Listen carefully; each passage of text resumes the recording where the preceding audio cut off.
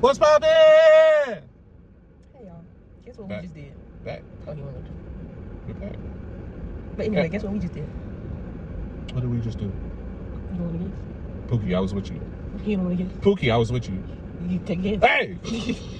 So we just came for the Michael Jackson movie. And it was a great movie. It was a great movie. His nephew Jafar is starring him. I think you already know all that. He did a pretty good job. He did a really good job. They also had a young Mike who also did a pretty good job. He didn't get much screen time. He got a good 20 minutes.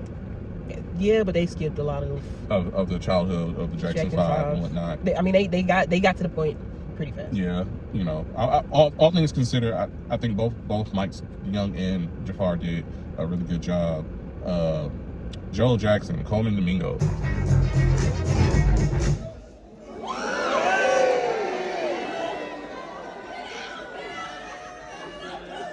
Let's think about framing. She's inappropriate. I think early on in the movie he was kind of tame. Like if you're familiar with the Jackson story at all, like Joe Jackson was a terror. Joe Jackson was a terror. Yeah, and you kind of get that vibe early on because it seems like Michael's not trying to make eye contact with him.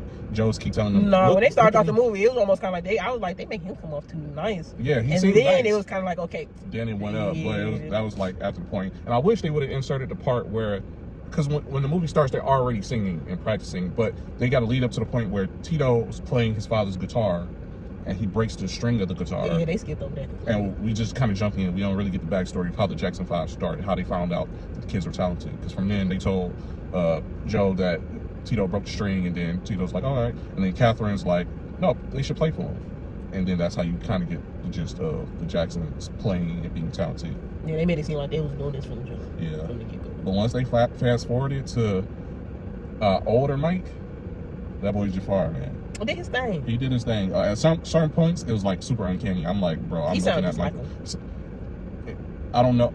Can you call it an imitation at that point? No, but he said that. What was it I was reading where they said that he basically Michael was kind of teaching them music at one point. At one point, okay. To the point he kind of was mimicking his voice. Yeah. Voice, stuff like that. Like spot on. Like, you don't really get too much on the brothers. Like, the brothers kind of stick together and they kind of do their own part. It's kind of focused that, this is Michael's movie. I didn't know who was playing who until they had a hat on old boys. When they were younger, I kind of knew Marlon, I knew Jermaine, but then once they got older and kind of moved on, that's like, they just said, take a guess. No Janet.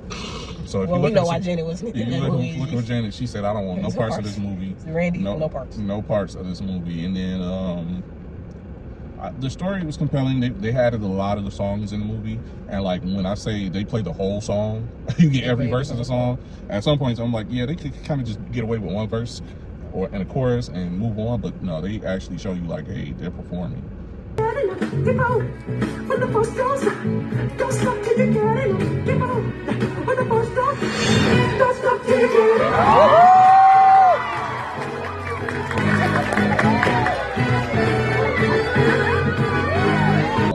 Towards the end, like, Joe just started being unbearable. It was funny when Michael signed dude up to fire him. He was like, all right, your first job, fire my father. But I ain't gonna lie, the funny thing is, like, and I'm trying to do this without giving no spoilers, even though everybody knows Michael Jackson.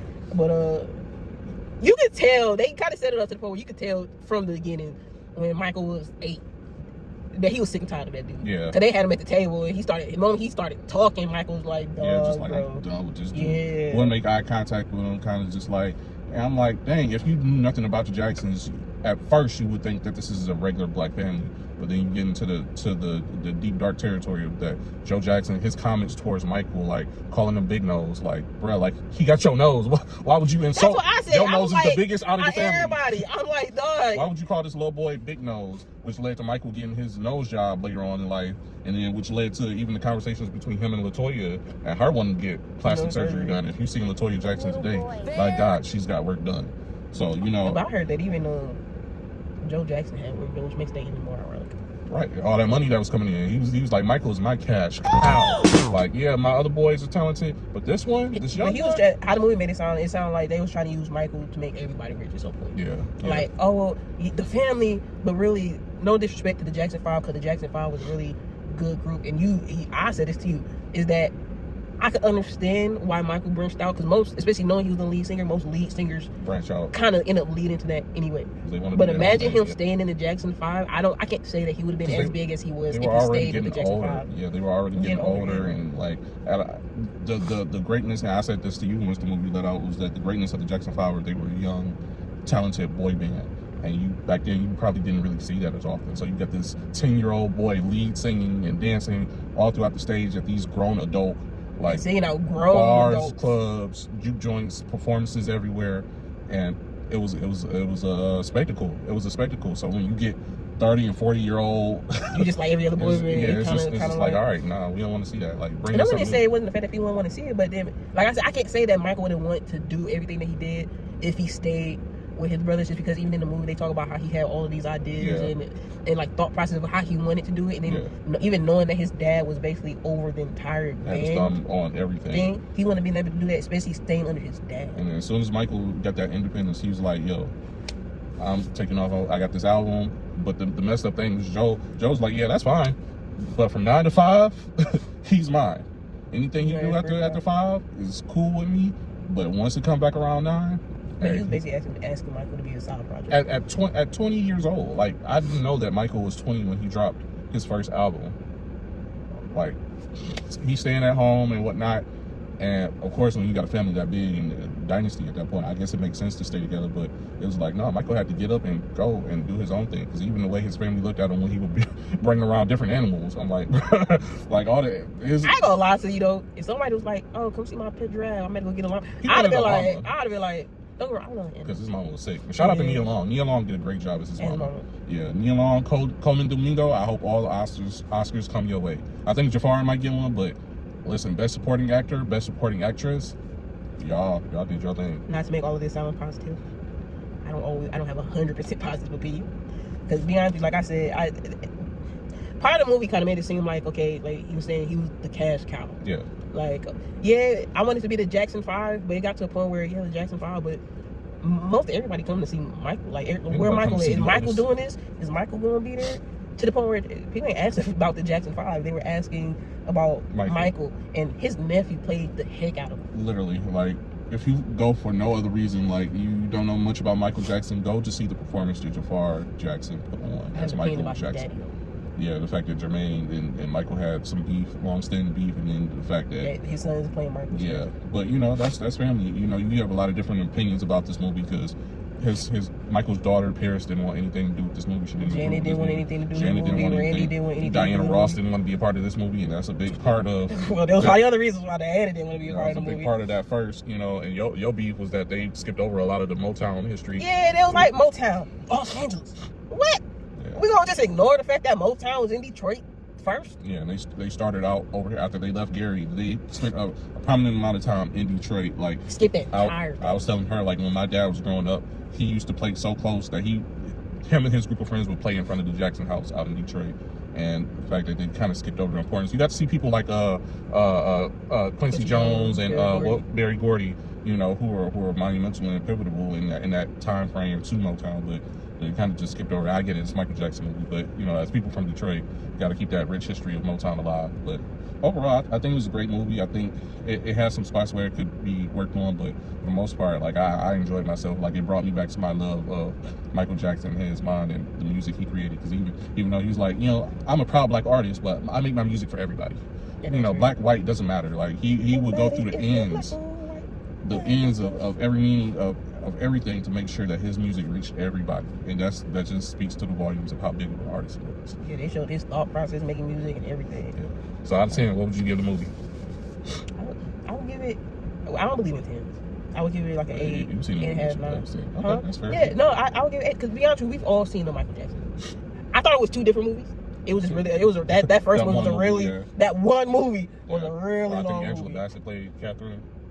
Yeah, it was Angela Bassett. Yeah, that was a good movie. One thing that, like I said, Jafar did a really good performance.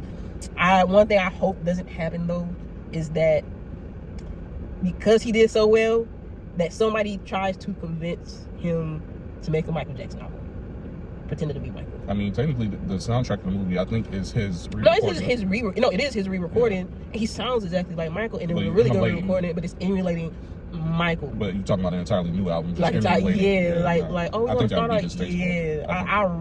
I really hope they leave it to the movies and the movie. Yeah. Like that's my take. You can't duplicate Michael Jackson. You know what I'm saying? But out of 10, I think I would give it. I'll give it an 8.5 too. Like it has some areas that I think could have been better, but overall, I think. Now, as far as performance, I think I might give him a 10 because that was him as Michael was on point. Like you see Michael Jackson impersonators, but for his nephew who's actually been around him, actually seen him while he was alive, to emulate him in such a way, in such a tasteful way, I give him a 10. But the movie overall, I give it 8.5. So go see it while it's in theaters.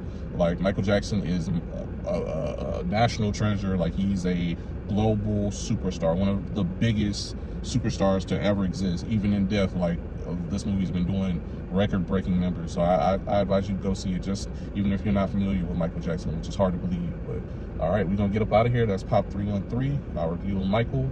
I don't know if anybody wants to see a Janet movie, because she was also a big star. Janet was huge too. So that's also why I don't like about the movie. That's all. Not because people didn't agree with it, and I know people didn't agree with being a part of the movie. But literally, they ignored the fact that there were two other kids, and one of the other kids was actually a really big star that got pretty close, if not exactly, to rivaling Michael. Listen, Janet has her own story, so when she believes it's her time, like she'll start putting her movie together. Yes. So yeah, be on the lookout for the Janet movie whenever it comes. So I'll have her acting career and then her music career, and then maybe we'll get to see about her a little bit of her and Michael's relationship, because we're not gonna get it even if we get a sequel to the Michael movie. She said, "I'm done." She said, "Deuces, I ain't doing it." But yeah, I'll give the movie 8.5. You give it 8.5. Yeah, go see the movie. Go see the movie, man. Michael Jackson, larger than life. So, all right, that's been Pop 313. We'll catch y'all later. Peace. Yeah.